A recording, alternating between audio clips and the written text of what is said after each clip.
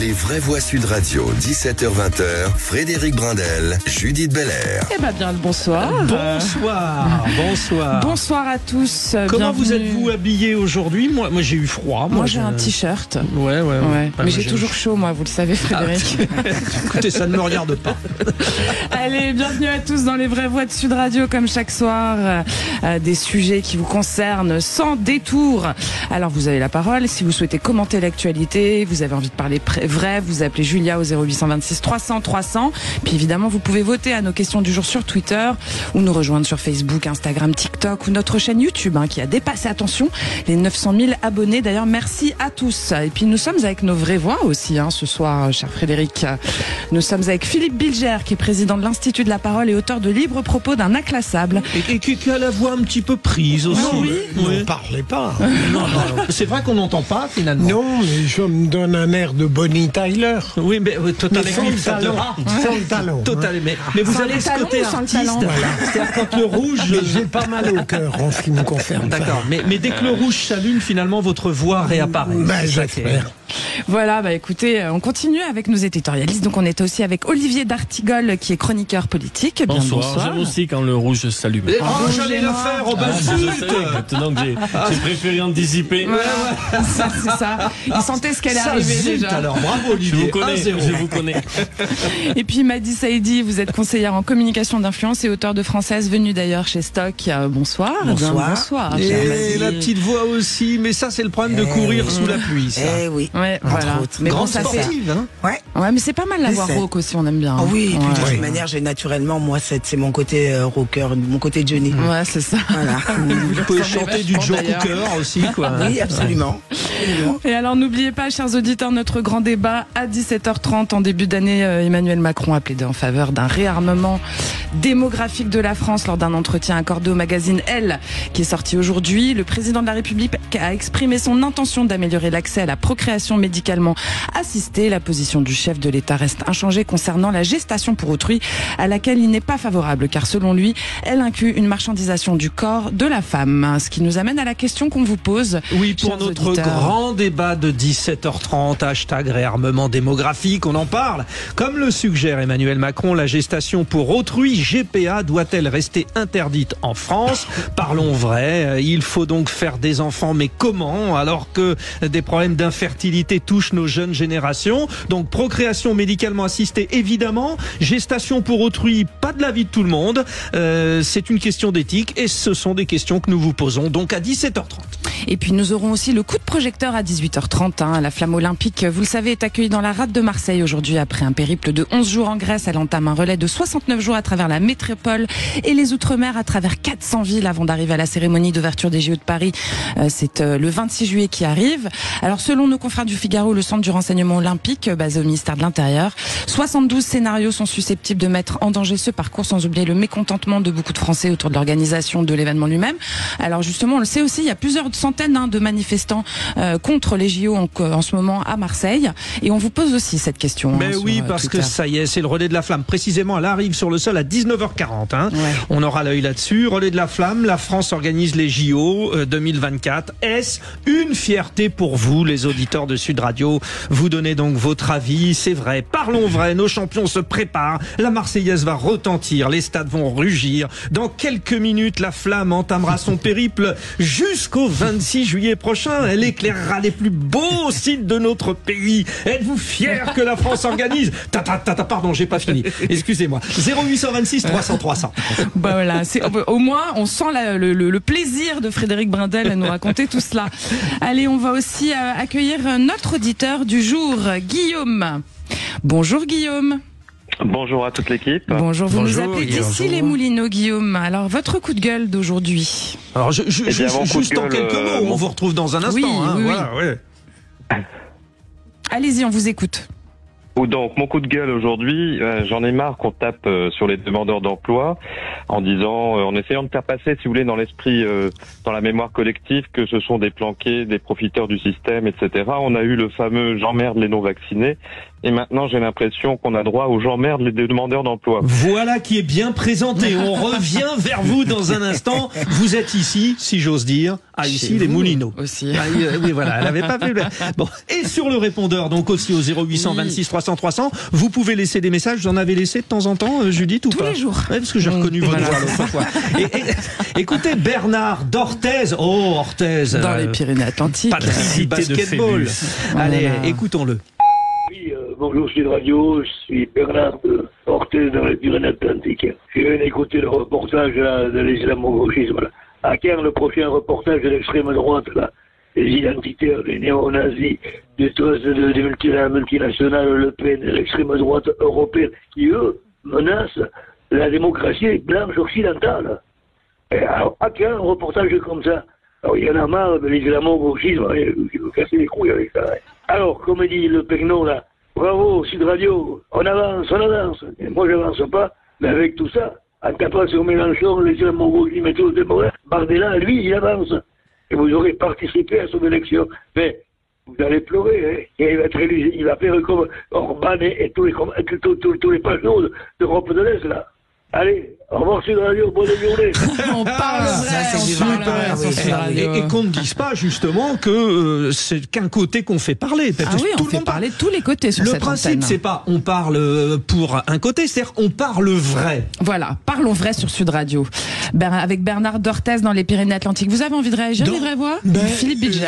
Ce que j'ai compris, c'est la détestation de l'islamo-gauchisme. Je ne me suis pas trompé. Il y avait un peu de ça, oui. Non, il y avait un peu de ça. Non, ouais. En fait, il regrette qu'on fustige l'islamo-gauchisme, mais qu'on en oublie l'extrême droite. Ouais. Ah bon, C'est alors ça. il est en plus équilibré. Voilà, c'est pour Il ça. est très bien. Il est très bien. Il est très bien. Voilà. Olivier d'Artigol. J'ai pas compris ça, mais pourtant j'habite pas très loin d'Orthez. Ah ouais, c'est ça. Non mais merci pour la traduction. Oui. Non.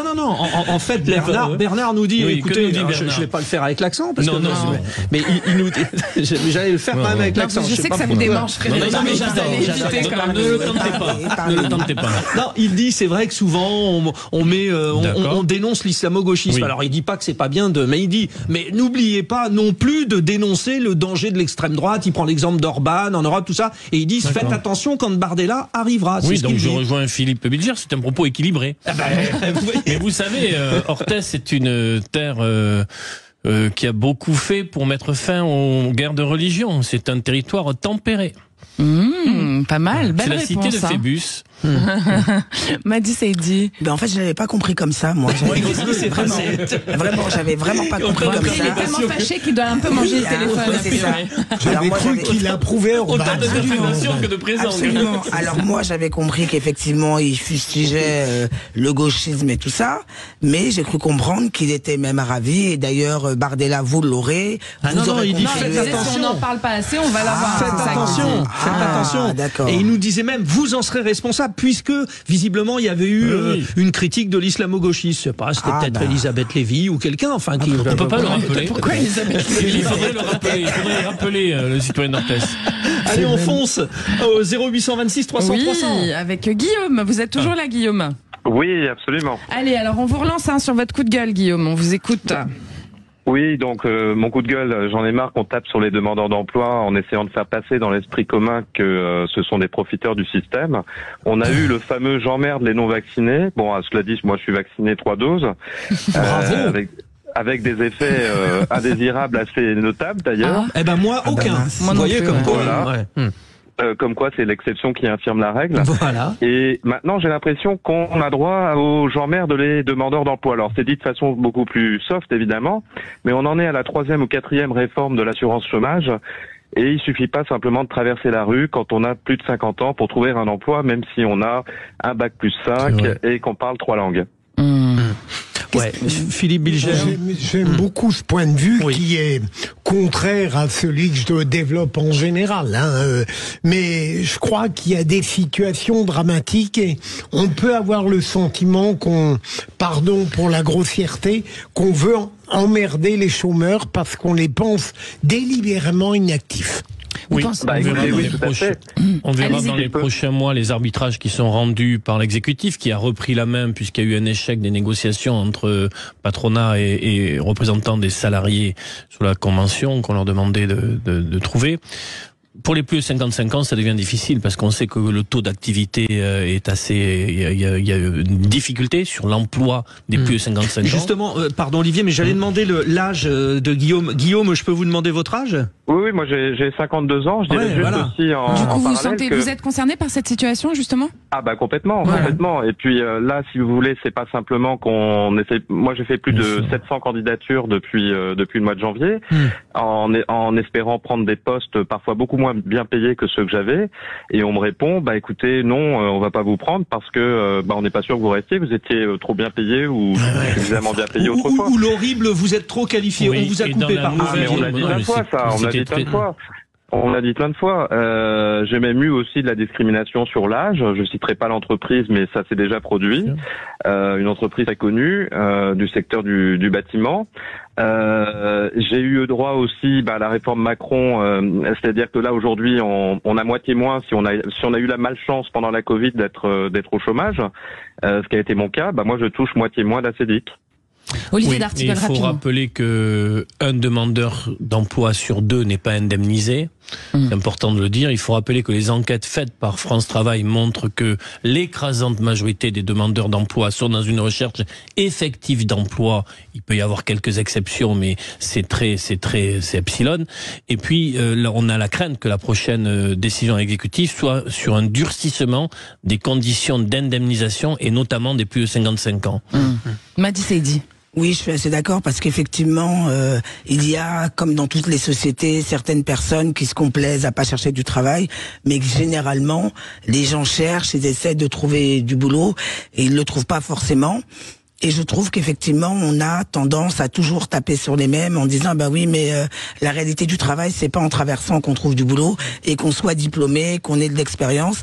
Et d'ailleurs, il y a même des gens qui sont prêts à gagner moins, comme ça a été dit là, à prendre des boulots en dessous de leur qualification, mais malheureusement, ils se retrouvent confrontés à des employeurs qui leur disent en gros, non.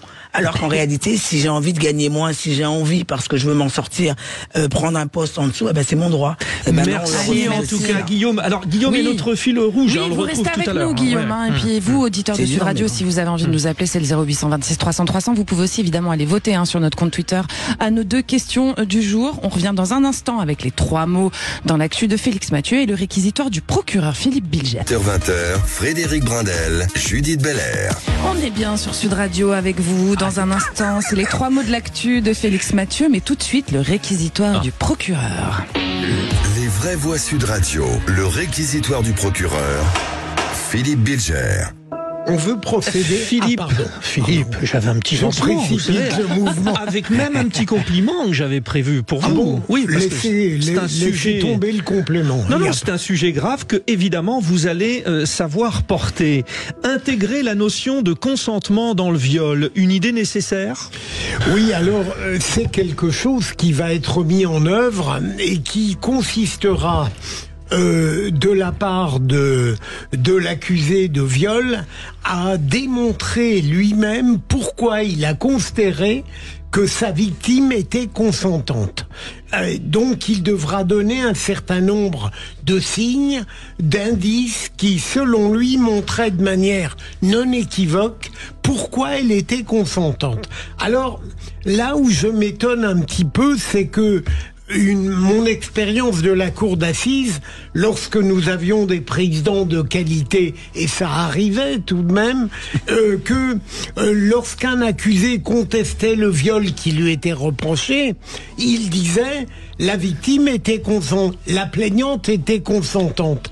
Et le président, naturellement, lui demandait mais quels étaient les signes qui vous laissaient penser? Et donc on revenait en quelque sorte à ce que le texte nouveau va prévoir. Alors il aurait peut-être fallu tout simplement inviter les présidents de cour d'assises à être très attentifs au questionnement de l'accusé lorsqu'il disait elle était consentante et demandait, mais les signes. Alors là, on va surcharger en intégrant le consentement, alors qu'au fond, la pratique des cours d'assises permettait de régler le problème. Olivier d'Artigol. Donc une nouvelle loi. Oui, qui me paraissait pas essentielle. Donc, au regard Absolument. de votre expertise, qui n'amène pas quelque chose qui ne pourrait d'ores et déjà se passer en cours d'assises. Olivier, tout à fait. Donc c'est une loi inutile. Mais ça plaît beaucoup aux féministes. Hein. Au-delà de ça, alors ça c'est sur la forme, mais sur le fond, Madi Saïdi, ça pose des questions parce que cette histoire de consentement, on n'imagine même pas comment on peut arriver à trancher, quoi. Bah déjà évidemment le fait que on est en France, hein, on adore légiférer, donc il faut toujours légiférer. Et a priori la question pouvait se régler sans passer par cela. Et je pense qu'effectivement c'est aussi une demande qui est c'est terrible de le dire comme ça, mais dans l'air du temps, parce que les féministes sont mobilisées depuis quelque temps sur le sujet.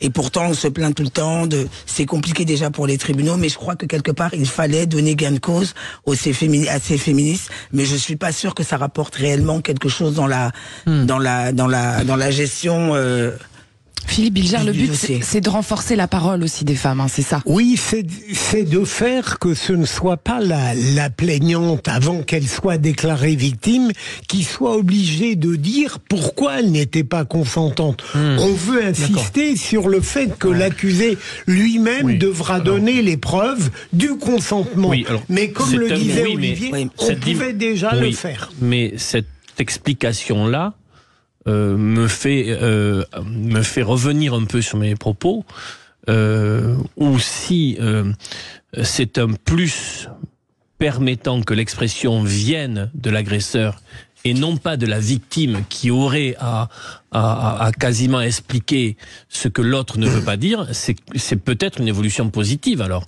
pris à ce prisme, avec cet angle-là.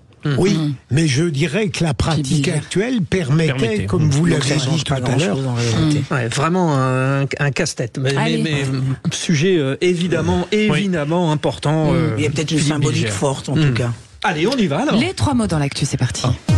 Les vraies voix Sud Radio. Vos 3 mots du jour, Félix Mathieu: flamme, liste et gueule. La flamme olympique est arrivée à Marseille à bord du Belém. Elle sera débarquée sur le sol français dans la soirée. La rumeur qui donne des sueurs froides aux organisateurs du festival de Cannes, celle d'une liste de 10 stars du grand écran qui seraient accusées d'agression sexuelle.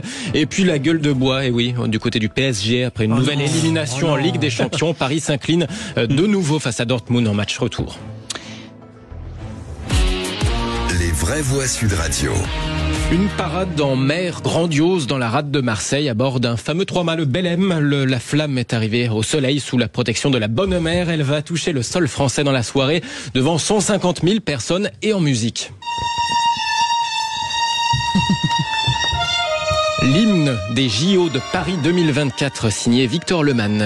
L'hymne qui sera dévoilé en intégralité dans la soirée. On n'a que des extraits pour le moment. Place, là, c'est que le violon, place maintenant. Et oui, il y a un peu d'électro derrière. Il a réussi à attraper quelque chose. Place maintenant aux relayeurs qui vont porter le flambeau tour à tour avec notamment Dorothée Lombard, relayeuse malvoyante de la flamme olympique. On a juste à porter la flamme sur 200-250 mètres avec un pas assez rapide. Comme je fais de la marche rapide dans une association qui s'appelle la SLA, eh bien, j'ai pensé que je pouvais y aller, qu'il n'y avait pas trop de risques. Après, j'appréhende un petit peu quand même, mais je pense que ça va bien se passer. Puis on va être bien entouré. Donc, il y a surtout une très grande fierté à porter cette flamme. C'est un très grand honneur qui nous est fait. Dorothée Lombard, relayeuse de la flamme olympique et fondatrice de l'association La Luciole qui œuvre à l'audio-description de longs métrages pour les malvoyants. Elle sera donc l'une des relayeuses de cette flamme olympique et elle était ce matin avec Laurie Leclerc dans le Grand Matin Sud Radio. Évidemment, 18h40, le coup de projecteur sur la flamme olympique sur Sud Radio dans les vraies voix. Deuxième mot, liste, avec cette rumeur qui fait trembler le festival de Cannes. Une liste bien mystérieuse, ça ferait presque un bon scénario de thriller. Et oui, La rumeur enfle et c'est beaucoup moins drôle. Depuis quelques jours, à l'approche de la 77e édition du festival, une liste d'une dizaine de stars du 7e art circulerait au conditionnel. Des personnalités du cinéma qui seraient accusées d'agressions sexuelles, cette fois des jeunes trentenaires, des quadragénaires, des acteurs, des réalisateurs, des producteurs. Certains évoquent une enquête de Mediapart sur les réseaux sociaux, une enquête de Mediapart qui pourrait, du conditionnel toujours, secouer le milieu du grand écran. Alors rumeur ou pas, en tout cas l'affaire préoccupe l'organisation du festival qui démarre la semaine prochaine. Festival déjà sous la menace d'une grève pour dénoncer la précarité grandissante dans le milieu du cinéma. Oui, et face à la délicate question de la dénonciation présumée sans jugement de ces grands noms du cinéma et à la source incertaine de cette liste, on peut se demander comment le festival de Cannes prévoit d'aborder la situation pour garantir à la fois la justice et l'intégrité de l'événement, Philippe Bilger. Je suis rassuré sur la qualité de ce sujet puisque je l'ai traité hier. Et comme Félix, avec son talent, confirme la validité de celui-ci, ça va être un vrai problème parce que on va sans doute citer des noms et ils vont être stigmatisés, mais peut-être y aura-t-il une discussion sur le point de savoir si ces gens qui sont mis en cause, peut-être même avant que la justice soit emparée de leur affaire, est-ce que ça signifie qu'on n'aura pas le droit de voir leur œuvre au Festival de Cannes ou ailleurs? Ça va être un arbitrage considérable. Olivier D'Artigol. Oui, je confirme qu'on entend de plus en plus parler de cette liste, que bien évidemment ça donne un avant-goût de la prochaine édition du Festival de Cannes, où on pourrait malheureusement moins parler des œuvres que de cette actualité. Moi, je suis, après tout ce qu'on a vécu, vraiment très, très favorable à la voie judiciaire. La seule qui peut, au final, apporter une réponse. En souhaitant que si les noms sont donnés, que cela ne prenne pas une vilaine tournure. Voilà. Les noms sont donnés, ils sont sortis sur Internet. Ah, ça y est, oui. Oui, il y a des noms. Oula. On va pas on est obligé de les citer. Non, justement. Récemment, oui, c'est sorti là. C'est en ligne aujourd'hui, depuis hier. Madi Saïdi. Moi, je suis contre ce genre de pratique parce que malheureusement, on peut accuser tout le monde et n'importe qui. Et puis quelque part, moi, j'en ai marre de ce tribunal médiatique et notamment celui des réseaux sociaux où n'importe qui peut arriver. Et je dis pas que la liste est fausse, j'en sais absolument rien. Mais cette pratique, moi, elle me gêne dès lors où en 5 minutes, on peut mettre l'opprobre sur quelqu'un et qui, malheureusement, quand il est blanchi, quand c'est le cas, parfois c'est pas le cas, personne n'entend parler, évidemment, du fait que cette personne ait été blanchie. Donc il faut faire attention. Allez, le troisième mot est sans transition, même s'il y a une histoire de liste, la liste de Deschamps, par exemple, mais ça n'a rien à voir. La liste de Rose, sinon. Le troisième mot, c'est gueule de bois au PSG. Les Parisiens, de nouveau éliminés de la Ligue des Champions, ils se sont de nouveau inclinés 1-0 en match retour face à Dortmund. Petite mine pour Kylian Mbappé, forcément coup de sifflet final. C'est triste. On est des gars qui ont essayé de tout donner. On a beaucoup bossé. On a tout consacré. On a tout consacré pour essayer de faire la différence. Maintenant, on n'a pas réussi. On n'a pas été efficace dans les deux surfaces. Et dans les matchs coup près de Ligue des Champions, quand tu n'es pas efficace dans les deux surfaces, c'est difficile d'espérer d'aller au tour d'après. Qui plus est, quand le tour d'après, c'est une finale. Donc, voilà, c'est comme ça. Comme j'ai dit, il reste la finale de la Coupe de France. Et puis il reste aussi Atalanta-Marseille demain soir à 21h en Ligue Europa, demi-finale retour. Après, pour ce qui est des Marseillais, un nul, un partout à l'aller. Décidément, il s'en passe en ce moment des choses à Marseille. Les l'OM. Merci Félix. Lors d'un entretien accordé au magazine Elle ce mercredi 8 mai, le président revient sur le réarmement démographique et affirme son opposition à la GPA. Alors évidemment, on est en droit de nous demander d'ailleurs si tout ça n'est pas une grosse intrusion au cœur de nos intimités, Frédéric. En tout cas, nous vous posons la question, comme le suggère Emmanuel Macron, la gestation pour autrui, GPA, doit-elle rester interdite en France? Nous aurons 2 spécialistes, Sylvie et Dominique Ménesson, fondateurs de l'association Clara, comité de soutien pour la légalisation de la GPA. Ils nous donneront leur point de vue dans un instant avec les vraies voix. Allez, restez avec nous.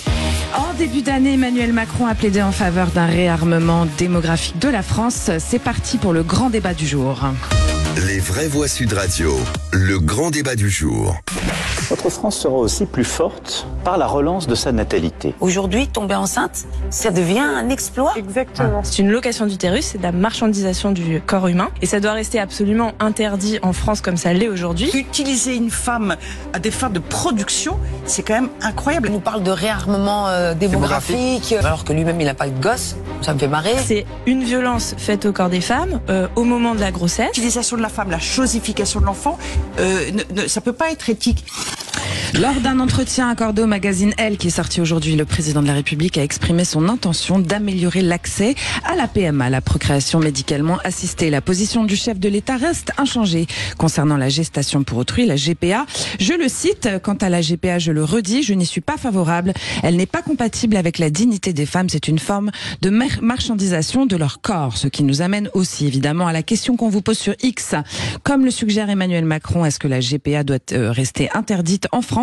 Ce à quoi pour l'instant vous répondez oui à 93%. N'hésitez pas à continuer à voter et puis vous pouvez aussi nous appeler pour réagir 0826 300 300. Allez, parlons vrai. Pensez-vous déjà comme le président de la République qu'un réarmement démographique s'impose? C'est vrai, la planète ne surchauffe-t-elle pas à cause de l'activité humaine trop dense?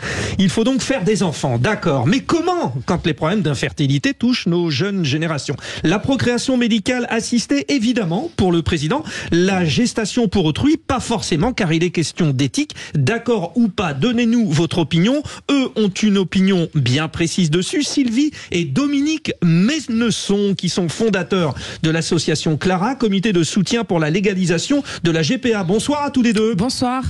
Bonsoir. Alors, vous connaissez le principe, enfin peut-être pas, mais je vous le redis, chaque vraie voix vous donne un petit point de vue très court, les vraies voix en jouent le jeu, et puis après ils auront plein de questions à vous poser, et on vous donne votre temps de parole. Philippe Bilger. J'ai lu avec beaucoup d'intérêt l'entretien du président dans le magazine Elle, et il n'y a pas que son observation sur le devoir d'être père qui suscite véritablement peut-être une controverse. Notamment, il va ouvrir à des centres privés ce qui relève de la PMA, et en ce qui concerne la GPA, en n'étant pas évidemment péremptoire sur ce sujet, même si j'ai connu dans mon environnement des GPA qui apparemment n'ont pas abouti à des effets négatifs sur aucun plan, je resterai dans cette banalité de dénonciation contre la marchandisation du corps, contre le plus souvent l'exploitation de destinées relativement précaires. Et troisième élément, il me semble que pour des mères qui ont porté l'enfant et qui le vendent, il y a quelque chose de probablement très déchirant pour certaines à l'idée de devoir se séparer du fruit de leur vie. Olivier d'Artigol, Emmanuel Macron, il parle de réarmement démographique, mais il n'a pas d'enfant non plus, d'ailleurs. Oui, mais là, le président a raison d'évoquer cette question qui revient de temps en temps dans notre actualité, mais sans qu'elle ne s'installe durablement. Or, l'avenir démographique est une question sérieuse. Et nous sommes aujourd'hui dans une situation difficile. Sur notre trajectoire qui n'est pas bonne, un pays qui a une telle difficulté dans sa vitalité démographique est un pays qui ne va pas bien. Alors après, le président évoque la question de la PMA. Je ne reviens pas sur ce que vient de dire Philippe Bilger en faisant une proposition donc qui me paraît aller très certainement dans la bonne direction. Il continue à verrouiller sur la GPA, il a raison de le faire, je ne crois pas à une GPA éthique, on en a déjà parlé ici, mais j'aurais aimé qu'il puisse évoquer les freins, les obstacles qui rentrent en ligne de compte quand un jeune couple reporte sa décision de procréer, d'aller vers une naissance. Et il y a de multiples facteurs. J'en ai évoqué un tout récemment concernant la situation économique des jeunes couples. Le fait qu'avant d'accéder à une sûreté professionnelle, le sas de précarité via des CDI ou des missions dure longtemps. Il y a quelques années encore, cela a été pour ma génération.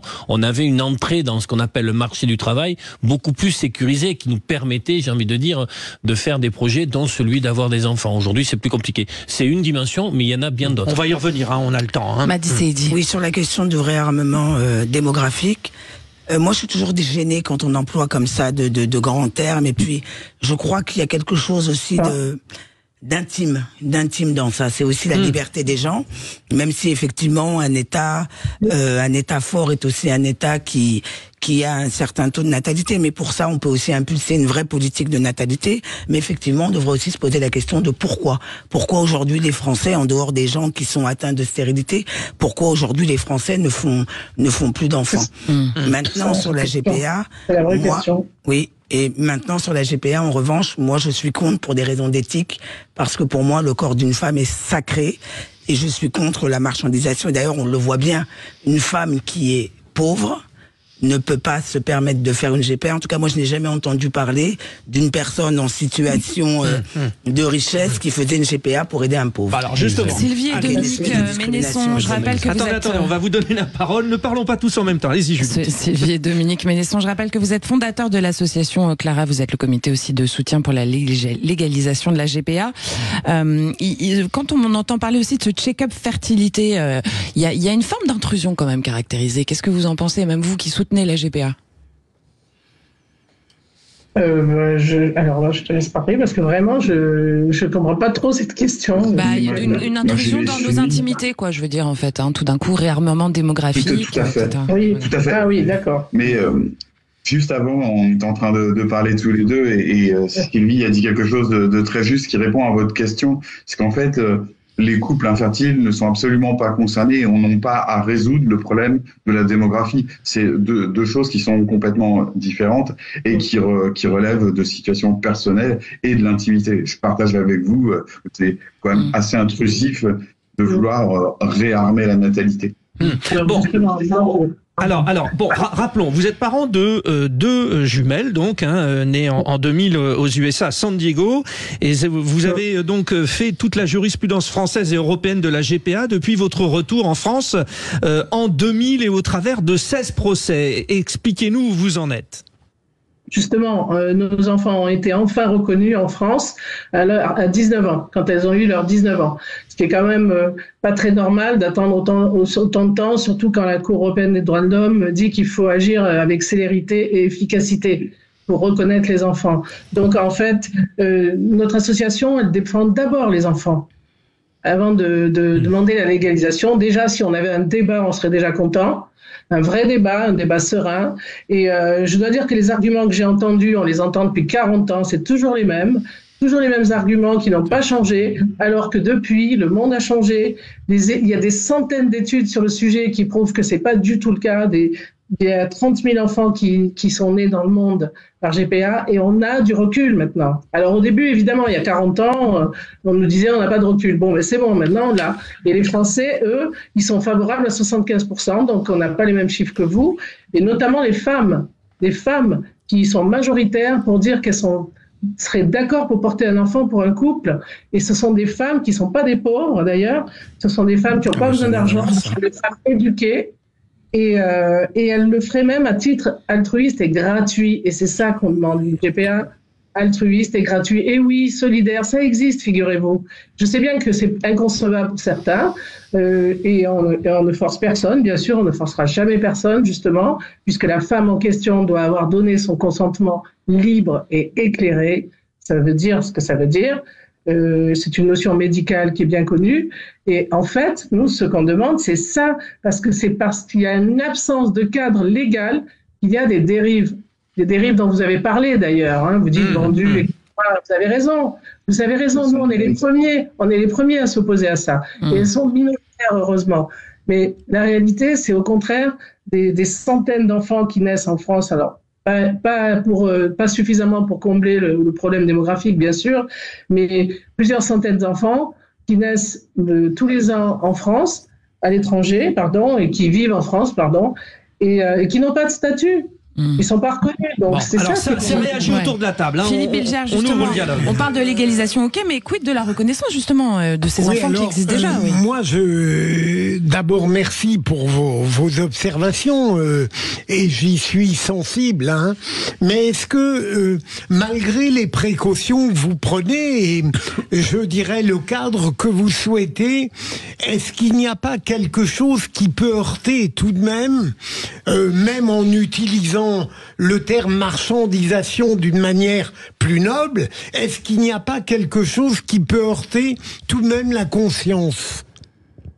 En fait, moi, je pense que c'est un écran de fumée, la marchandisation, c'est-à-dire qu'elle sert surtout à justifier la difficulté qu'il y a à comprendre qu'une femme peut être libre et vouloir aider un couple à devenir parent en portant pour eux un enfant, et que cette conception-là, elle est difficile à accepter par certains. Enfin, ils représentent que 25%. Donc, peut-être que c'est un peu difficile de comprendre qu'une femme ne va pas s'attacher comme une mère à l'enfant qu'elle porte, mais c'est quand même la réalité qui existe depuis 30 ans. Il y a une tonne d'études sur le sujet. Donc après, c'est assez facile de vouloir dire que ces femmes sont en précarité ou imaginer que se séparer de l'enfant est difficile. Mais dans la réalité, ça n'existe pas seulement, cette description. J'ai entendu dire une femme, elle allait souffrir de la séparation avec l'enfant, mais il y a des tas d'études sur le sujet, il y a des tas de témoignages de femmes qui ont porté l'enfant d'autrui et qui expliquent cela, et pour certaines d'elles, ce sont des femmes riches qui ont aidé des pauvres. Il y a aussi ces cas. Donc, alors ça réagit Sylvie et Dominique, hein, on revient vers vous au 0826 300 300, notamment Guillaume à Issy-les-Moulineaux. Guillaume, on vous retrouve. Votre point de vue sur cette GPA, donc le débat a été remis au goût du jour par le président de la République. Votre opinion ? Bah écoutez, je pense que c'est très habile de sa part, parce qu'une fois de plus, c'est l'arbre qui cache la forêt, c'est le contre-feu qu'on allume pour diviser un peu plus les opinions françaises, le peuple, et pendant qu'on lui sert à manger un sujet croustillant comme la GPA, eh bien, on ne parle pas des vrais sujets. Bon, donc, mais sur le fond, parce que vous pensez que c'est pas un vrai sujet, la GPA, Guillaume? Alors c'est un vrai sujet, mais c'est un contre-feu allumé par le chef du gouvernement. D'accord, mais sur le fond, voilà. Ouais. Alors sur le fond, moi j'y suis opposé parce que je pense que la marchandisation du corps de la femme ne doit pas s'opérer. Il y a 5%, il y a une étude d'Europol qui a été publiée il y a pas très longtemps qui montre que 5% des 821 organisations criminelles répertoriées en Europe utilisent effectivement ce moyen pour gagner beaucoup d'argent. Alors certes, effectivement, certaines personnes diront que les femmes sont d'accord pour ne pas vendre leur corps et ne pas gagner d'argent avec ça, mais je pense que ça sera l'objet effectivement de beaucoup de trafic et qu'il ne faut surtout pas aller dans ce sens. Voilà. Olivier d'Artigol. Oui, j'essaye d'écouter avec attention les arguments qui peuvent m'être opposés par rapport à mon sentiment premier, donc faire preuve d'altérité, aller chercher dans ce qu'on nous dit ce qui peut me faire bouger, mais décidément...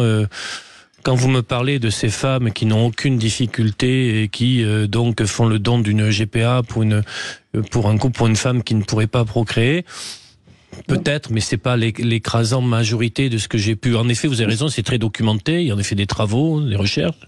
Il y a aussi des poissons volants, mais c'est pas la majorité de l'espèce. Et tout ce que vous m'avez dit n'arrive pas à oublier ces femmes qui, dans une misère effroyable, parfois pris dans des filières, dans des réseaux de mafia, sont obligés, pour survivre, d'aller vers cet acte-là.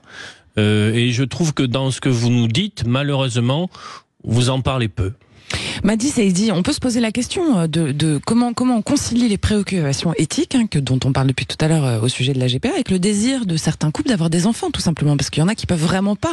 Donc c'est quand même une solution qu'on leur propose. Alors est-ce que c'est une solution ? Il y a plein d'autres solutions. Il y a par exemple l'adoption.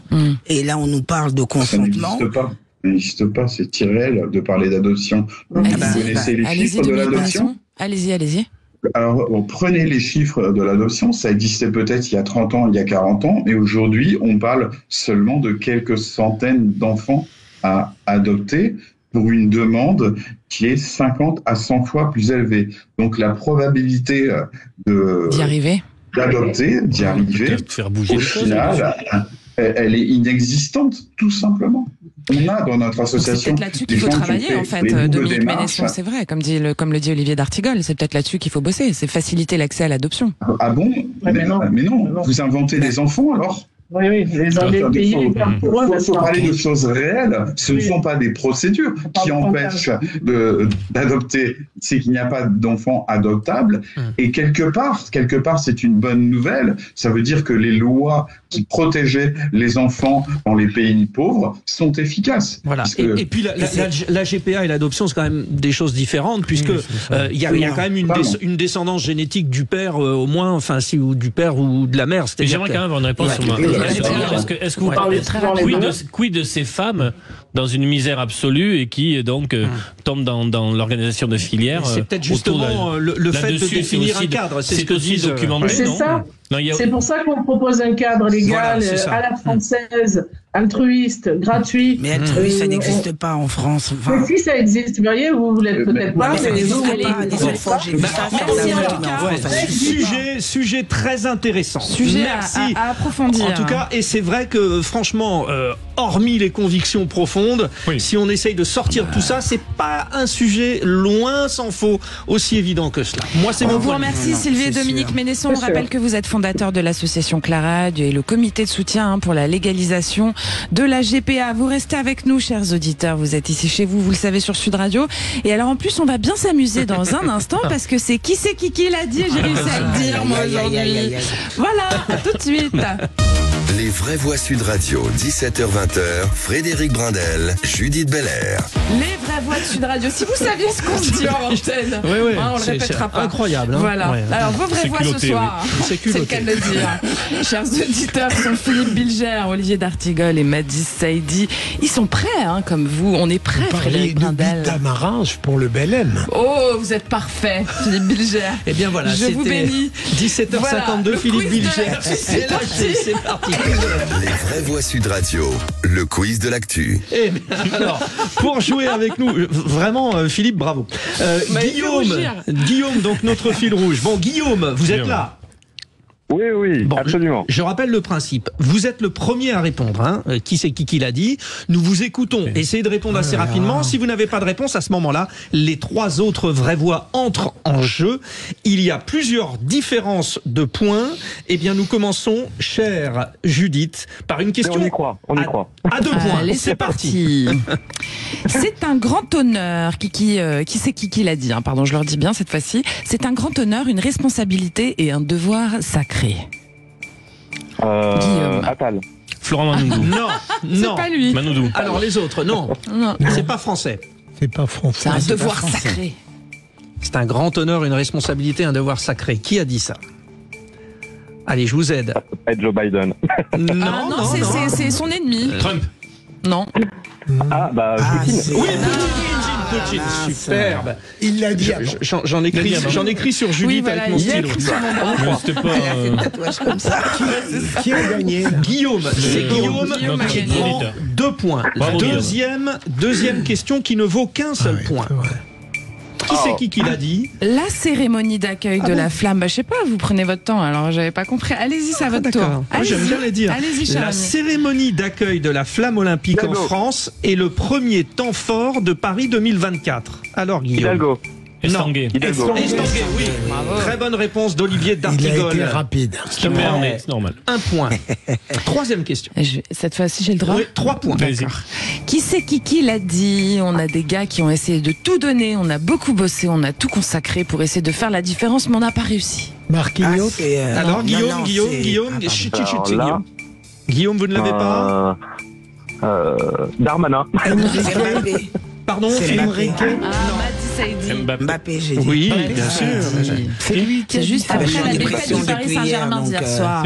C'est qui Mbappé. C'est ce que je viens de dire. Oui, bah pas après. Moi, je l'avais dit On peut avant. vérifier. Moi, j'avais dit avant. La VAR. Articulé, Olivier Darty. Je crois que je l'avais Madi dit l'a dit avant, pardon, Ah non, me non, dit j'ai dit avant. Benoît. Voilà. J'en ai Et pris puis sur surtout, ça depuis prouve hier. que vous écoutez ce que dit Félix Mathieu, parce qu'en plus, il vous l'a fait écouter tout à l'heure, l'extrait. Oui, Donc, absolument. comme Voilà, vous êtes bien impardonnable. concentrés, bravo. Autre qui c'est qui l'a dit, c'est parti pour 3 points. Qui c'est qui l'a dit au sujet de la Chine? L'Union européenne n'hésitera pas à prendre des décisions fermes pour protéger son économie et sa sécurité, Guillaume. Qui a dit ça?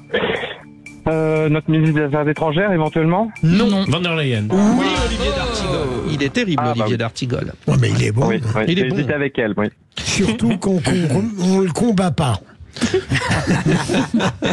On continue, Judith, c'est vrai. Qui c'est qui l'a dit? Il n'y a pas de jour férié quand on est en campagne. Alors, Guillaume d'abord. Bardella. Qui l'a dit en premier? Vous avez entendu? Olivier ou- D'Artigol, je pense. Oui. C'est moi Ouais, le D'Artigol. premier, là. Ah non, là, Benoît. Alors, Benoît Boutorbe, Il ne se prononce qui pas. est notre réalisateur, Il y avait combien de points? est censé trancher. c'était Non, un bien point, gagné. non? Bon, alors écoutez, je On vais va en faire une autre, non? attribuer le point à Philippe carrément. Bilger. Pourquoi Pourquoi normal. Parce que j'aime C'est le normal, suspense Kelly. et que tout est possible et que tout va se jouer pour vous 4 sur cette cette dernière question. dernière question. Aïe, aïe, Écoutez aïe. bien, c'est parti. Qui c'est qui l'a dit? J'ai envie de prendre un maximum d'énergie de tous les Français et étrangers qui sont à Marseille pour l'arrivée de la flamme. Je ne me prépare pas. Qui a dit ça, Guillaume? Macron. Non. Non. Bah, il se prépare, Macron. J'ai envie de... J'ai envie de prendre un maximum d'énergie de tous les Français et étrangers qui sont à Marseille pour l'arrivée de la flamme. Le président du comité olympique, là? Ce n'est pas Tony Estanguet. Allons-y les autres. Le maire. Non. Payan? Non. Bon, il va porter la flamme. Manodou. donc. Manodou.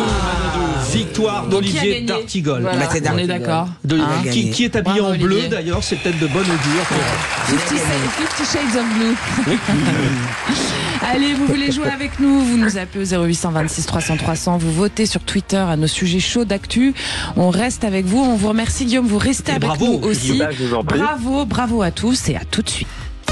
Les vraies voix Sud Radio, 17h-20h, Frédéric Brindel, Judith Belair. Et nos vraies voix de ce soir qui sont avec vous autour de cette table. Philippe Bilger, président de l'Institut de la Parole et auteur de Libre Propos d'un inclassable publié à la Nouvelle Librairie. Olivier D'Artigol, chroniqueur politique.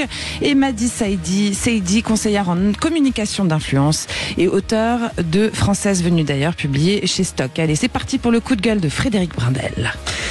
Oui, vous êtes détendu, heureux, bientôt reposé. Les ponts de mai offrent une fenêtre ouverte sur les plaisirs simples de la communion avec la nature. Direction la campagne, la mer, la montagne. Vous croiserez peut-être un tout fou petit écureuil, une virevoltante mouette, un très doux mouton et des vampires avides de fric méprisant votre quotidien, les sociétés d'autoroute et leurs complices pompistes. Nous sommes le 8 mai. Le prix du litre d'essence dépasse le plafond des 2 €. Les stations-service campant sur les autoroutes se font du bien sur le dos des usagers. Plus 15 centimes d'euros par rapport au réseau national et départemental.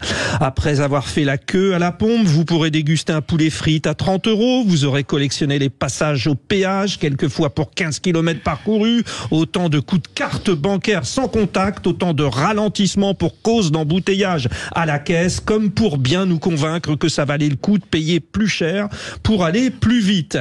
Finalement, c'est mieux de travailler en ce jour du 8 mai, n'est-ce pas, les vraies voix? Philippe Bilger. Oui, votre coup de gueule est très pertinent, même si ça fait un certain temps que je n'ai plus pris l'autoroute. Mais je crois qu'en effet, il profite, il matraque. C'est assez scandaleux. Cela avait été un véritable scandale d'État, la manière dont notre réseau autoroutier avait été privatisé et les concessions pour les sociétés privées. Il faudra donc renégocier tout ça dans un rapport, en essayant de faire avancer positivement le rapport de force pour l'État. C'est pas gagné. Mais sur ce que vous dites sur les pompes à fric, concernant le fait que vous mettiez le premier pneu sur une autoroute avec tout ce qui suit derrière, et vous en avez fait le récit, est une réalité.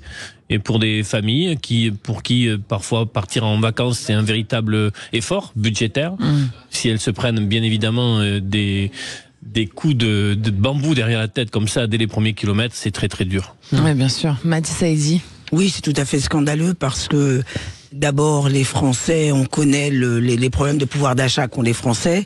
Et c'est d'autant plus scandaleux que je trouve qu'on profite de ces moments où parfois les familles font des efforts pour partir et on leur coupe la tête. Et ça, c'est tout simplement inadmissible. Et en plus, Judith, j'étais un petit peu tenu par le temps. Ouais. Du coup, là, on en a un petit peu, juste. Mais j'aurais pu ajouter, si une fois qu'on est sorti de l'autoroute, on veut garer sa voiture, on paye très cher dans le fameux parking du même qui nous a fait payer l'autoroute. Et moi, je peux dire un truc aussi sur le prix du stationnement en général. Et d'ailleurs, pour les scooters, parce que alors je peux parler de mon cas êtes en scooter, très personnel. On est je suis parisienne et je garde donc mon scooter à côté de chez moi. Et je pense que avant que je prenne mon pass et que donc je paye assez cher à chaque fois que je me gare, j'ai dû prendre à peu près une quinzaine d'amendes en 10 jours.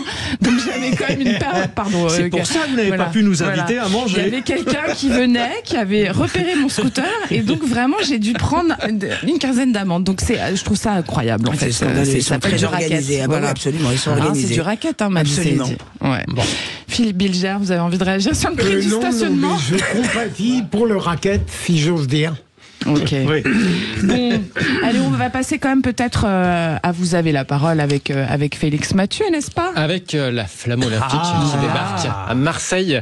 150 000 personnes environ dans la cité phocéenne pour assister à ce moment d'histoire. Le Belém est arrivé au milieu d'une parade nautique grandiose et la flamme va débarquer sur le sol français dans la soirée, toujours en grande pompe, évidemment. Alors, pour en parler, nous sommes censés être en ligne avec Mathieu, le responsable de la brasserie OM Café sur le Vieux-Port. Alors, mais Mathieu a priori, on a un petit problème. On devrait l'avoir dans l'oreille d'ici quelques instants. On va faire un petit tour avec les vraies voix quand même. Voilà. Bon, en tout cas, la flamme va bientôt débarquer. Il se passe beaucoup de choses décidément à Marseille en ce moment. On a même vu d'ailleurs qu'il y avait des manifestations. Il y a plus d'une centaine de personnes qui sont en train de manifester contre les Jeux Olympiques. Ce qui nous fait en plus rebondir sur notre question de tout à l'heure, cette idée de fierté nationale. Comment ça se fait qu'il y a autant de gens qui soient mécontents selon vous, Philippe Bilger? Mais je pense que beaucoup de gens sont mécontents aujourd'hui, mais lorsque ça commencera, je pense qu'ils seront heureux d'avoir les Jeux Olympiques et fiers d'ailleurs. Comment, d'une certaine manière, ne pas être... je vais le garder pour tout à l'heure. Oui, c'est ça, ne dévoilez pas, mais peut-être effectivement, juste pour rebondir sur ce que vous disiez, Judith Belair, alors il y a les premières photos, premières images d'ailleurs, de manifestants anti-flammes à Marseille, et bizarrement, il y a plein de drapeaux palestiniens. Alors c'est pareil, j'ai pas compris au niveau de ces manifestations. Les gens mélangent tout de nos jours. Voilà, mais en tout cas, il y a les premières infos qui arrivent. On a retrouvé Mathieu. A priori, ou quelqu'un qui est à côté de Mathieu à l'OM Café en tout cas. Bonjour. Bonjour. C'est Sarah, je suis la patronne de l'OM Café. Bonjour. C'est encore mieux. À qui ai-je l'honneur, la patronne? Par contre, il va falloir m'expliquer où vous avez vu, parce que moi je suis en direct de la flamme qui va arriver dans pas longtemps. Je suis là bien placée. Il va falloir où vous avez vu qu'il y avait une manifestation anti-flamme. Alors nous avons vu cela en commentaire. Et en quelle année il y avait une manifestation de Palestiniens? Alors je vous réponds tout de suite. On va tout vous dire. Sarah, je vous réponds. Absolument rien de ce que vous dites. D'accord, on vous entend. Nous, on a des auditeurs qui commentent et il y en a un qui a commenté avec une vidéo en direct de Marseille où il filme les manifestants qui sont en train d'arriver. Alors peut-être qu'ils ont été empêchés d'arriver par les forces de l'ordre. Et si je peux me permettre, c'est très simple. Vous allez sur Google, vous tapez manifestation Marseille contre la flamme et vous allez voir tout de suite sur les sites bien connus, notamment de nos confrères BFM et plein d'autres. Voilà. Bon, mais ça, en tout cas sur le Vieux-Port, c'est plutôt l'ambiance festive sur le Vieux-Port, c'est ça que vous voulez dire? Je prends tout le Vieux-Port et je peux vous garantir qu'aujourd'hui tout le monde fait la fête. Je n'ai pas une manifestation et je n'ai pas un drapeau devant moi. Eh ben tant mieux. Ça c'est sur le Vieux-Port, c'est génial. C'est le plus important. Mais c'est normal. Allez, bonne ambiance, bon enfant quoi. Non, pas du tout, ça s'appelle Sud Radio, il me semble. Ma chère Sarah. Vous m'avez énervé. D'accord, je vous embrasse. Et allez l'OM, super. Et juste, ça s'appelle Sud Radio, effectivement. Effectivement, en s'appelant Sud Radio, il y a toutes les chances qu'on ne soit pas du Sud. Mais bon, en tout cas, c'est pas grave. Donc voilà. Elle était remontée. C'est très bien. Sud génial Radio. en tout cas, c'est super. Ce qu'on sait, c'est qu'il y a de l'ambiance à Marseille, en tout cas, Félix Mathieu. Allez, vous restez avec nous. Surtout que demain soir, en plus, il y a le match de l'OM quand même pour savoir s'il se qualifie en finale de Ligue Europa. Retour donc, à Bergame. Entre l'arrivée de la Flamme ce soir et le match demain, il y a pas mal de choses. Et puis votre point de vue, qui a fait l'émoi à Marseille, tout le monde l'a entendu. Oh bah c'est vous qui avez agacé la dame. C'est de ma faute, c'est moi. Allez, 0800 26 300 300 si vous voulez réagir, vous restez avec nous, vous nous appelez aussi évidemment, vous votez sur notre compte Twitter. On va revenir dans un instant avec les vraies voix, nos vraies voix du jour pour le tour de table de l'actu des vraies voix. À tout de suite. Le tour de table de l'actu des vraies voix, c'est tout de suite. Oh, dites, je vais envoyer les actualités, vous venez les voir dans la cabine? Je vais vous raconter une histoire pas banale. Et vous me racontez pas votre petite journée? On a assez perdu de temps comme ça. Le tour de table De l'actualité. C'est Philippe Bilger qui commence. Jean-Louis Thériault, la direction de Sciences Po s'est couchée. C'est le député LR qui veut suspendre les subventions publiques de grandes écoles en cas, entre autres, d'apologie du terrorisme par les étudiants qui vous inspirent. Ce qui m'intéresse dans le point de vue de Jean-Louis Thériault, député en effet républicain et l'un des plus intelligents, voire le plus intelligent du lot, c'est qu'il propose d'arrêter les subventions publiques pour les établissements d'enseignement supérieur lorsque les gens qui auront commis ces apologies, ces propos antisémites ou même la volonté d'éradiquer un peuple n'auront pas été sanctionnés. Quand ils seront sanctionnés, eh bien, on pourra redonner des subventions publiques. Il faut préciser sanctionné par l'école, quand même, que les gens comprennent. Ouais. Et si ça n'est pas fait, eh bien, on les supprime. Je trouve que ça n'est pas complètement absurde. Ça montre que peut-être il faudrait les mettre, ces enseignants, en face de leurs responsabilités. Olivier D'Artigal. Je suis bien évidemment, cher Philippe, favorable au fait que les étudiants ayant eu des propos antisémites soient sanctionnés et que la mesure soit rapide et forte. Mais la proposition qui est faite, au final, serait une sanction de l'ensemble des étudiants de Sciences Po. Or, on ne cesse de le dire sur les plateaux, il ne faut surtout pas faire l'amalgame entre quelques individus et l'ensemble des étudiants de l'école de sciences politiques, qui seraient donc injustement sanctionnés par cette décision de couper les financements. Donc je ne sais pas si l'intention est bonne, mais je ne sais pas si sa traduction est très juste. Une épée de Damoclès sur la direction. Madi Seydi. Et de toute manière, ces étudiants sont déjà sanctionnés. Ceux qui veulent aller en cours sont sanctionnés par l'œuvre d'une minorité qui malheureusement les empêche d'aller en cours. Et je trouve cette idée intéressante dans le sens où souvent, je trouve que des établissements manquent de courage. Et là, ils se retrouvent face à leurs responsabilités. Et après, c'est un choix. Ils sont obligés, quelque part, on leur tord le cou. Ça peut être très utile. Il y a une question qu'on peut se poser, c'est qu'est-ce qu'a fait la direction de Sciences Po, par exemple, contre les étudiants qui ont bloqué l'université, l'école en question? J'ai cru très objectivement. Que à l'époque, Jean Basser avait signalé que les sanctions étaient suspendues, mais qu'il y aurait uniquement dans le cas de propos antisémites des sanctions qui seraient prises. Je ne sais pas où on en est aujourd'hui. Oui, c'est l'annonce faite par la direction de Sciences Po, qui a donc rappelé la ministre de l'enseignement supérieur que les étudiants pour lesquels des poursuites avaient été engagées sur des propos antisémites, que bien évidemment les instructions sont en cours. À suivre. À suivre, tout à fait. Allez, alors, on passe le tour de table d'Olivier. Oui, voilà, on passe à votre tour de table. Je Olivier. réfléchissais. Attendez, je vous lance quand même. Et c'est un beau lancement. Et c'est un beau lancement qu'a prévu Judith. Pour des têtes de liste aux élections européennes, la campagne n'est pas un long fleuve tranquille, car ils n'ont pas le pouvoir de décider, d'arbitrer et d'assumer véritablement un leadership. Vous voyez, ça valait. Vous avez c'était bien. Oui, c'est très bien trouvé, c'est très bien écrit. Et non, mais je réfléchissais à cette situation pour Valérie Hayé, qui se retrouve tête de liste, qui n'était pas le premier choix de la Macronie pour diriger cette liste, des personnalités très capées. À commencer par Bruno Le Maire, mais j'ai aussi souvenir d'autres noms ont refusé parce que le challenge était risqué. Et qui aujourd'hui, très confortablement, ne cesse, journée après une journée, de commenter les performances ou contre-performances de Valérie Hayé, en disant oui, c'est pas mal, mais peut mieux faire. Je trouve que ce comportement-là manque d'élégance.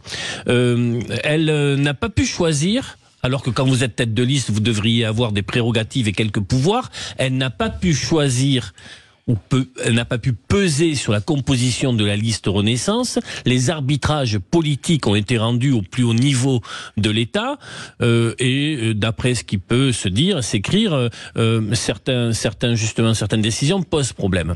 Concernant Marion Maréchal conduit cette liste, mais avec donc sur cette liste de Reconquête en numéro 3 Sarah Knafo, qui a fait une arrivée tonitruante dans le paysage médiatique, tout en assumant dans les colonnes du JDD ce dimanche une différence de ligne politique avec Marion Maréchal. Je ne rentre pas dans les détails, mais il s'agit de savoir si on s'adresse prioritairement, si on va chercher prioritairement des électeurs du côté de RN ou du côté de LR pour faire à grands traits.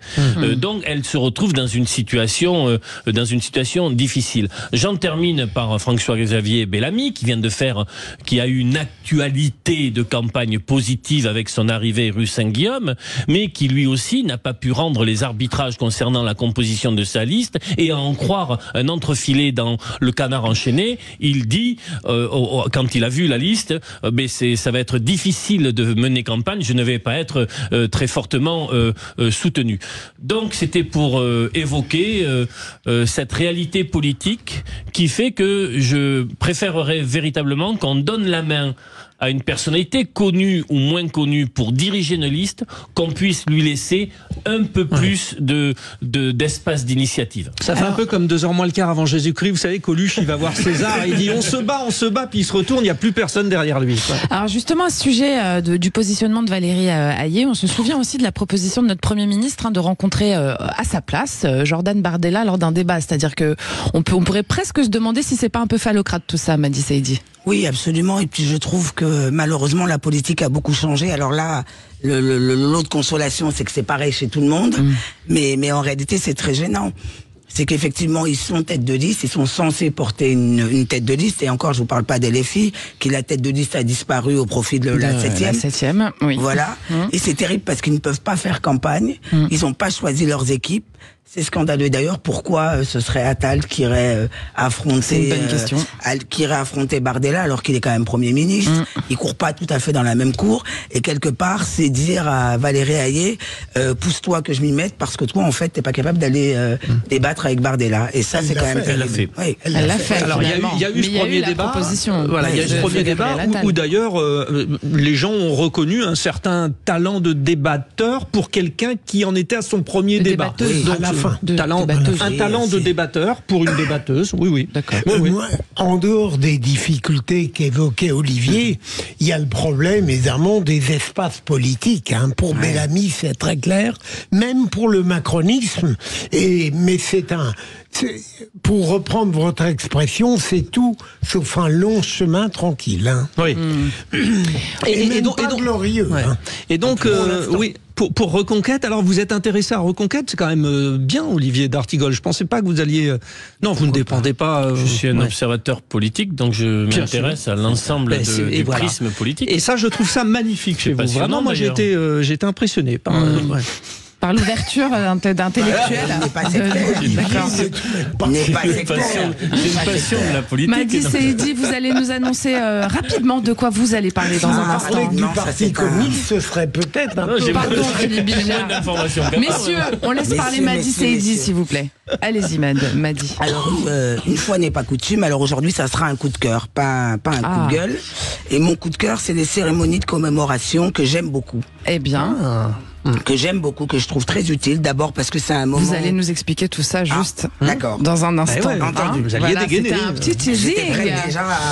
Et puis n'oubliez pas notre coup de projecteur à 18h40. La flamme olympique est accueillie dans la rade de Marseille aujourd'hui après un périple de 11 jours en Grèce. Selon nos confrères du Figaro, le centre de renseignement olympique basé au ministère de l'Intérieur envisage 72 scénarios susceptibles de mettre en danger le parcours. Allez-y. Voilà. Ouais. Donc on vous pose la question sur X. Allez-y, posez la question. Alors qu'est-ce qu'on pose comme question? Eh bien, le relais de la flamme. La France organise les JO de 2024. Est-ce une fierté pour vous? Dites-nous ce que vous en pensez. On n'a pas encore le pourcentage, on va regarder. Oui, on va regarder Mais après, j'ai l'impression que je vais être un peu déçu, non? Peut-être. Parce que moi, je suis fier. Fier. Allez, à tout de suite. La suite du tour de table de l'actu des prévoirs était de me faire rire, Frédéric Brindel. On n'arrive pas à se concentrer dans ce studio, c'est une catastrophe. Allez, Madi Saïdi, vous alliez nous parler de quelque chose de positif, parce que vous aimez justement le rôle mémoriel et très important des commémorations, parce que c'est de la communion nationale. Absolument, parce que c'est de la communion nationale. Moi, j'aime beaucoup ces rencontres où on se retrouve tous ensemble et qu'on se rappelle ce qu'on a en commun. Et tout particulièrement, aujourd'hui, j'ai participé à une commémoration qui était donc organisée par une association sénégalaise qui s'appelle l'association Serigne Fallou Fall, qui s'efforce chaque année de rendre hommage aux soldats sénégalais qui avaient été envoyés par Serigne Fallou en France pour venir justement aider la France. On les appelait pas les spahis, non? Non, c'est pas ça. Est-ce qu'il y avait un terme comme ça qu'on nous avait appris au service militaire où justement on rendait hommage? Il y a certainement un terme particulier. Et donc j'étais ravie de participer à cette cérémonie parce qu'elle nous rappelle ce qu'on a en commun, la France et le Sénégal. Et je trouve cette association hyper courageuse tous les ans. Elle fait une déambulation dans le 17e, elle va jusqu'à la place de l'Étoile, elle dépose une gerbe. Et c'est hyper important, je trouve, aussi bien pour nous Français que pour les Sénégalais, de se rappeler que des Sénégalais étaient venus aux côtés de la France pour se battre et sont tombés pour la France. Les fameux tirailleurs. Le devoir de mémoire est important. Absolument, dans tous les cas. Et surtout dans des événements autour desquels il y a, à part quelques délirants, un consensus absolu. Absolument. Ça n'est pas le choix d'événements qui peuvent être discutés, comme on le disait ce matin, la frénésie mémorielle du président parfois. Là, c'est quelque chose de fondamental autour duquel l'unité du pays peut se faire, se maintenir ou se reconstituer malheureusement. Absolument. Il y a raison sur une dimension très importante, c'est la somme d'initiatives autour de ces cérémonies, en l'occurrence celle du 8 mai, venant d'associations, de l'éducation populaire, de l'éducation nationale, de comités de quartier, qui travaillent à prendre leur part dans l'hommage qui est rendu autour des monuments aux morts. Et moi, je suis toujours très, très attentif à suivre dans l'actualité que je peux voir localement, à Pau et ailleurs, de suivre année après année ce qui est fait. Et c'est souvent remarquable et on en parle peu au final.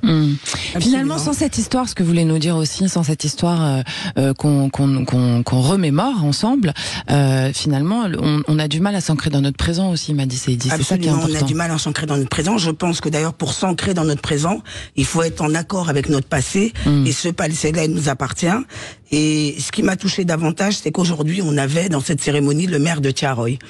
Thiaroye, c'est quand même un drame parce qu'on n'en parle pas beaucoup. Il y a eu quand même ce Thiaroye 44 où ces tirailleurs qui s'étaient battus pour la France ont réclamé leur pension et finalement ils ont tous été tués. Et donc ce maire de cette ville populaire du Sénégal a fait le déplacement pour commémorer ici en France avec les Français.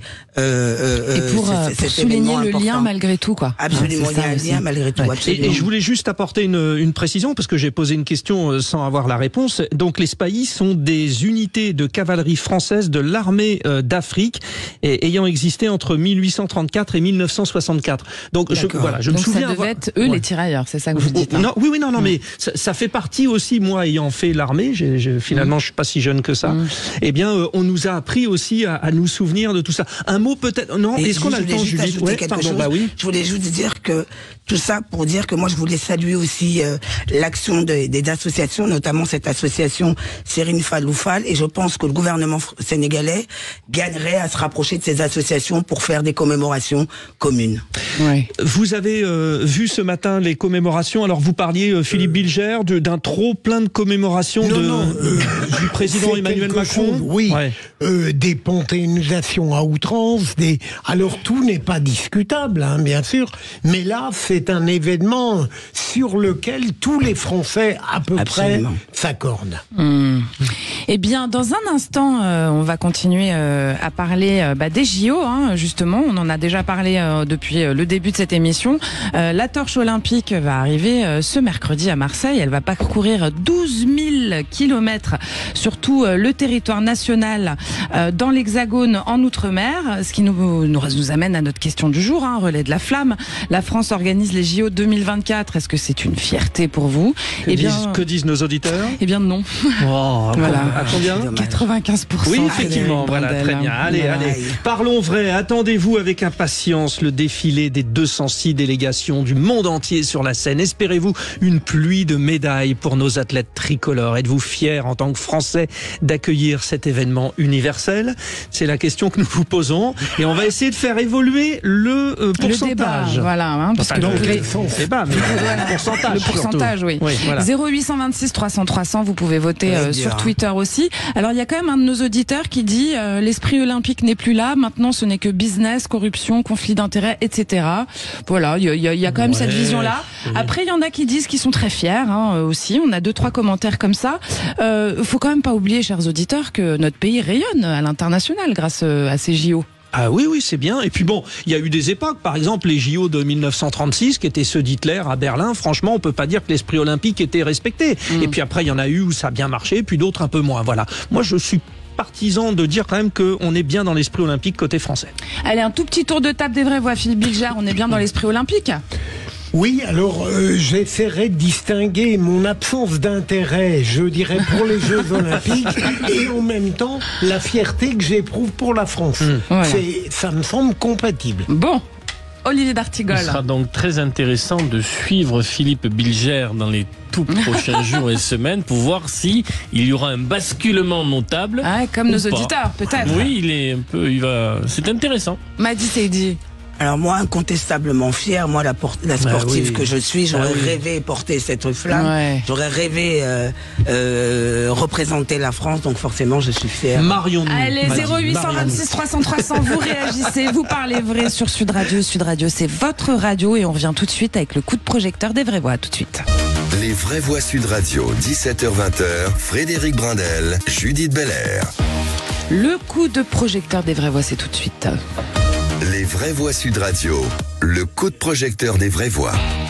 La flamme olympique allumée le mardi 16 avril dernier dans le sanctuaire antique d'Olympie en Grèce est accueillie dans la rade de Marseille aujourd'hui. Elle entame un relais de 69 jours à travers la métropole et les Outre-mer, à travers 400 villes avant d'arriver à la cérémonie. Mais qu'est-ce qu'il y a enfin, Frédéric Brindel? Vous cherchez à me déconcentrer. Alors je continue, chers auditeurs. Avant d'arriver à la cérémonie d'ouverture des JO de Paris 2024 qui est prévue le 26 juillet. Alors selon nos confrères du Figaro, ce voyage de la femme olympique n'est pas sans risque. Le centre de renseignement olympique identifie 72 scénarios susceptibles de mettre en danger ce parcours, sans oublier le mécontentement dont les plusieurs centaines de manifestants qui sont en cours de manifestation donc à Marseille. On vous pose la question sur Twitter, relais de la flamme, la France organise les JO, est-ce que c'est une fierté pour vous? Parlons vrai, en avez-vous assez de voir toutes les revendications s'amonceler sur le dos de l'organisation des Jeux Olympiques? N'y a-t-il pas un peu au bout du compte une prise d'otage de l'événement par les antis de tous bords? Parlons vrai, attendez-vous avec impatience cette grande et belle fête. Il y a des raisons de s'inquiéter, la preuve, le ministre de l'Intérieur, Gérald Darmanin. Les relais de la flamme olympique et paralympique sont principalement susceptibles de faire l'objet d'actions de perturbation émanant d'organisations qui s'en servent comme une tribune pour fédérer les contestations. L'opposition au relais repose sur plusieurs axes de revendication. D'abord, la plus importante sans doute dans ce genre de parcours, comme c'est le cas pour le Tour de France par exemple, la contestation d'environnementalistes d'ultra-gauche, qui est la plus prégnante. Saccage 2024, avec une vidéo qui circule en ce moment, comment éteindre la flamme olympique. Dernière rénovation avec la volonté d'infiltrer les relayeurs, les soulèvements de la terre avec objectif prioritaire de perturber le relais de la flamme. À ce stade, il n'y a pas de velléité mise en évidence par l'ultra-droite, mais ça reste une menace extrêmement importante qu'il ne faut évidemment prendre très au sérieux. Bon, le moins qu'on puisse dire, c'est que la tension est présente, patente. Tour de table ? Tour de table de nos vraies voix. Philippe Bilger. En fait, j'exagérais un peu tout à l'heure en disant que je n'allais éprouver aucun intérêt pour les Jeux Olympiques. C'était absurde de ma part.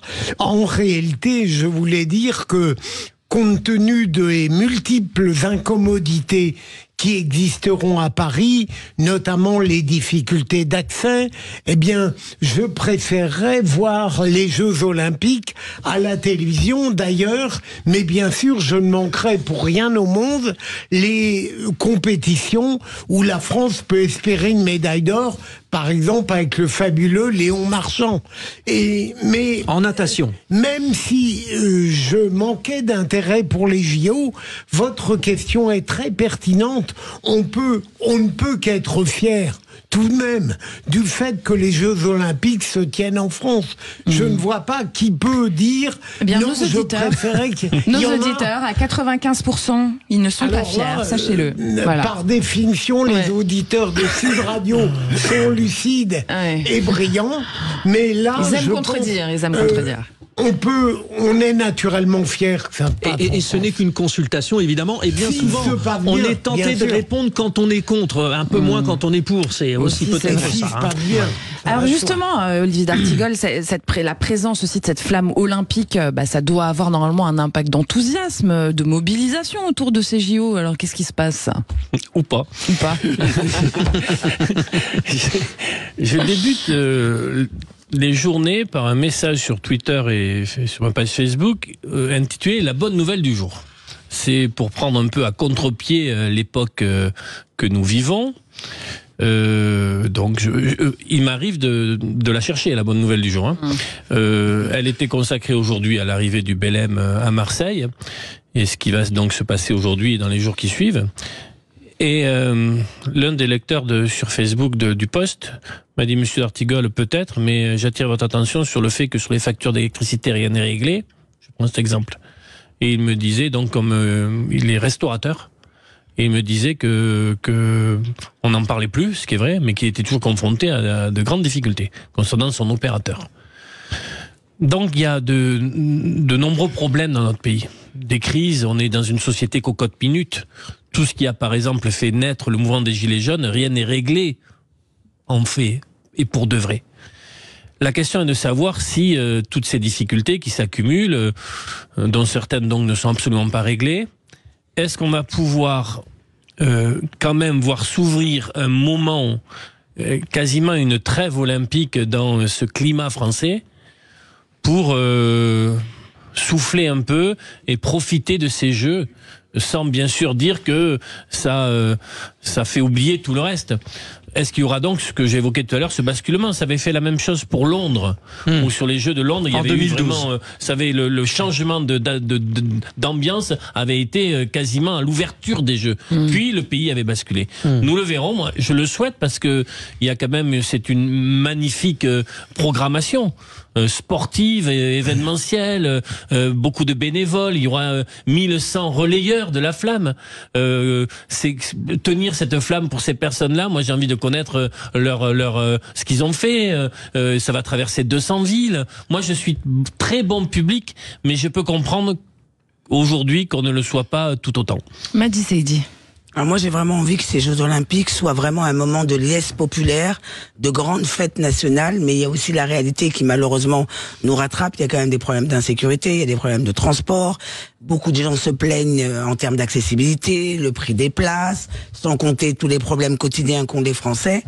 J'aimerais que ça soit vraiment que après l'ouverture, que tout le monde soit tellement heureux et qu'on oublie tout ça et qu'on vive ces Jeux Olympiques comme la grande fête que ce doit être. Mais je dois avouer que j'ai un doute en regardant le sondage, mais pas que, mais même autour de moi, il y a beaucoup de gens qui disent on sent que Paris, ça va être vraiment le bordel, excusez-moi du terme, on va pas être là, on va partir, et ça c'est dommage. Bon, alors réaction au 0826 300 300 sur Sud Radio. Vous les auditeurs, êtes-vous fiers ou pas d'avoir ces Jeux Olympiques? Réaction depuis le Perreux-sur-Marne. Luc, bonsoir Luc. Bonsoir. Bonsoir Judith, bonsoir Frédéric et bonsoir à vos invités. Merci de m'inviter sur vos ondes. Avec alors plaisir. Plutôt fier ou pas, Luc? Alors, je sens que je vais vous décevoir. Vous m'envoyez fort Marie, car en ce jour de liesse nationale, je vais endosser un rôle que, par perversité, j'aime bien, c'est le rôle de fâcheux. Vous êtes un Gaulois réfractaire, vous aussi, Luc. Alors, je ne sais pas s'il y a lieu d'être fier ou de ne pas l'être, s'agissant des Jeux Olympiques, dans la mesure où on ne devait pas être nombreux, si je me rappelle bien, à y prétendre. Par contre, s'il y a une chose dont je suis mortifié, c'est de voir disparaître la liberté de se réjouir, avec l'insouciance qui caractérisait jusqu'à présent le peuple français, de nous être enlevés à jamais par l'insouciance de celle-ci grandement coupable de nos dirigeants depuis tant d'années. Cet événement, comme tant d'autres a priori festifs, est devenu un véritable challenge sécuritaire avec de potentielles conséquences importantes sur le plan international en cas d'échec. Haro sur la flamme, annoncé par des gauchistes de tout poil, écolo tiger de toile de maître ou peinturlureur de façade. Sans compter les gauchos pro-palestiniens, dont ne saisit pas bien la pertinence de la présence. Alors tout au long de ce périple à travers la France, des dizaines de milliers de policiers, d'agents titulaires ou bénévoles, des milliers de bateaux inspectés, des hélicoptères, des drones et peut-être même des sous-marins. Des coûts colossaux qui s'ajouteront au dépassement de budget abyssal déjà comptabilisé. En fait, hormis la police et l'armée, pris à juste titre, qui font ma fierté, ce sont les centaines de toutous policiers mis à contribution et qui ne s'abaissent pas vilement à réclamer une augmentation de croquettes sous peine de grève et feront sans barguigner face à l'accroissement de travail non rémunéré. Merci Luc. C'est beau Luc. Alors, je vais vous faire juste... Si vous me laissez encore 10 secondes. Ah bah oui, bien sûr. Oui. Quelque chose qui là me tient à cœur. Je reconnais une certaine cohérence à la réalité de la cité phocéenne dans le choix du chanteur qui accueillera la Sainte Flamme, chanteur emprisonné plusieurs années pour trafic de drogue. La rédemption artistique qui accourt de nos jours efface-t-elle les enfants et les familles qu'il a entraînés dans l'enfer de la drogue? Je ne pense pas. Depuis longtemps que notre président a choisi la décadence tout azimut. Ah oui. Ainsi va et ira dorénavant la France. Alors merci pour ce propos nuancé. J'espère que Soprano aura un magnifique succès ce soir. Chanteur populaire.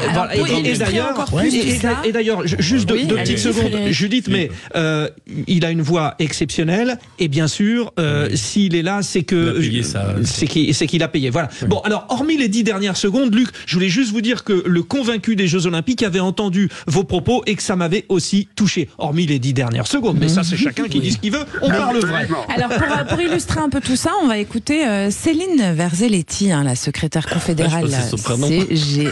Ah oui, alors là c'est du côté d'Olivier. Allez, on écoute.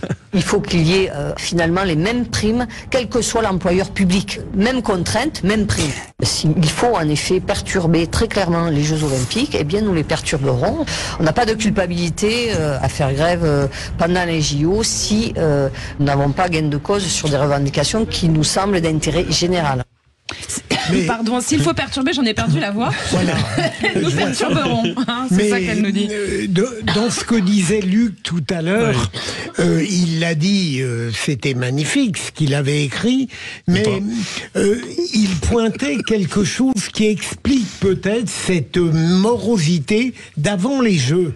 Ils se sont insérés dans un climat très largement anti-macronien.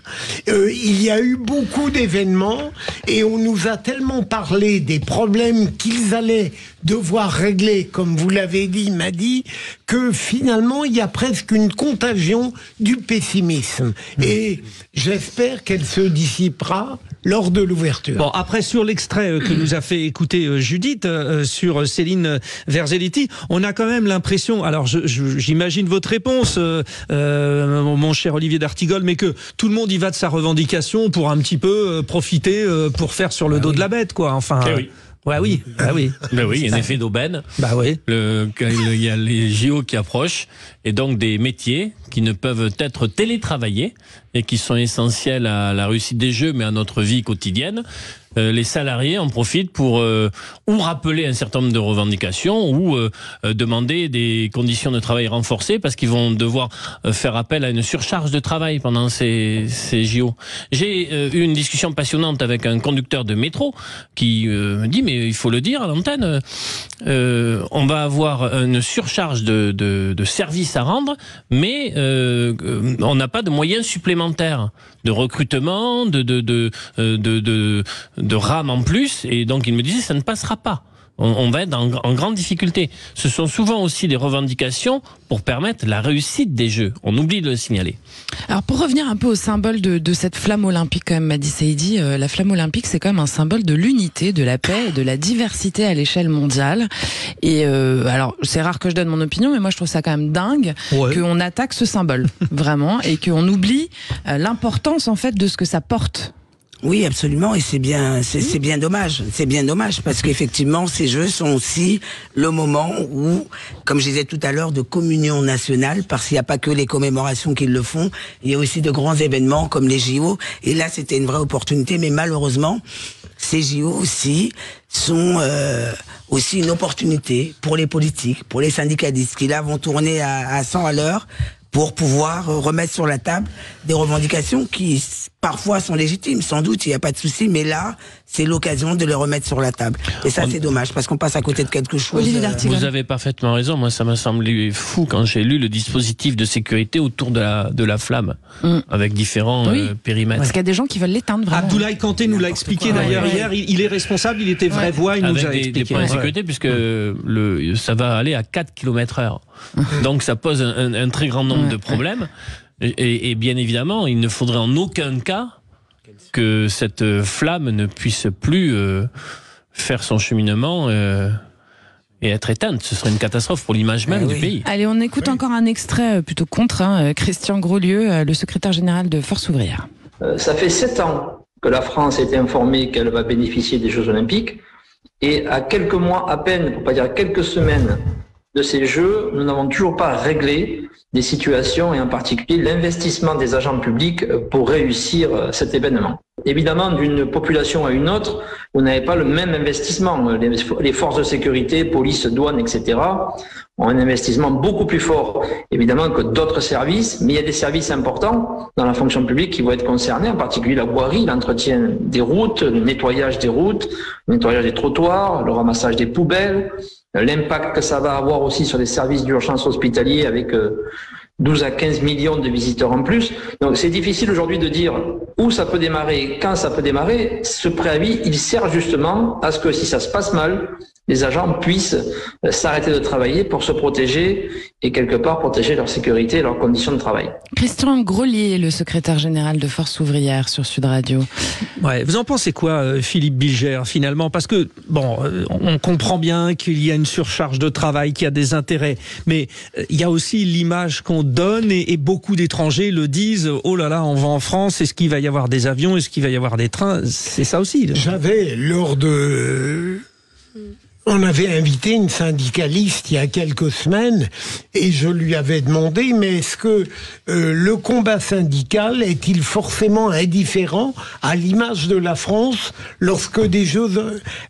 J'avais compris, et pourtant ce syndicaliste était quelqu'un de tout à fait pertinent dans d'autres domaines. Il a répondu, pour moi le combat syndical est prioritaire.